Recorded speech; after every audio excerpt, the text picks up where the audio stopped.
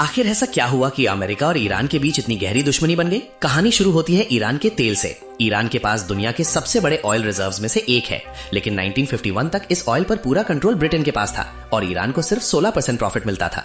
फिर आते हैं मोहम्मद मोसादेक, ईरान के डेमोक्रेटिकली इलेक्टेड प्राइम मिनिस्टर। उन्होंने एक बड़ा फैसला लिया, ऑयल इंडस्ट्री को नेशनलाइज कर दिया ताकि ईरान के तेल का पैसा ईरान को ही मिले।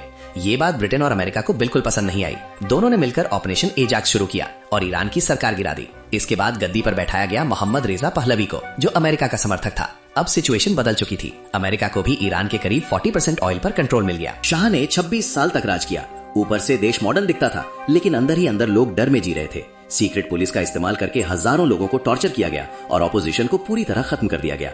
फिर आया 1979, जब ईरान के लोगों ने रिवोल्ट कर दिया, शाह को हटा दिया गया और रूहुल्लाह खुमैनी को पावर में लाया गया।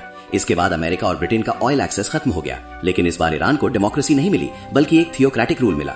विमेन राइट्स कम कर दिए गए और पॉलिटिकल ओपोनेंट्स को सख्ती से दबाया गया। इसी दौरान एक शॉकिंग घटना हुई।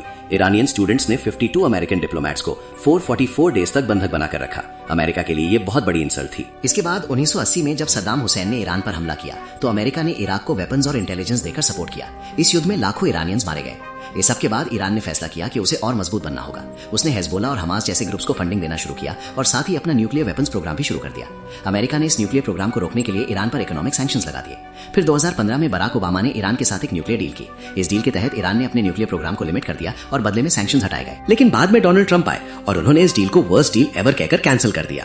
इसके बाद उन्होंने अपनी दूसरी टर्म में नई डील के लिए नेगोशिएशन शुरू किए और हाल ही में जब ट्रंप को लगा कि नेगोशिएशंस उनके फेवर में नहीं जा रही हैं, तो यूएस और इजराइल ने ईरान की सरकार को कमजोर करने के लिए उस पर हमला कर दिया। यही पूरी कहानी है जिसने अमेरिका और ईरान के बीच दुश्मनी को और गहरा बना दिया।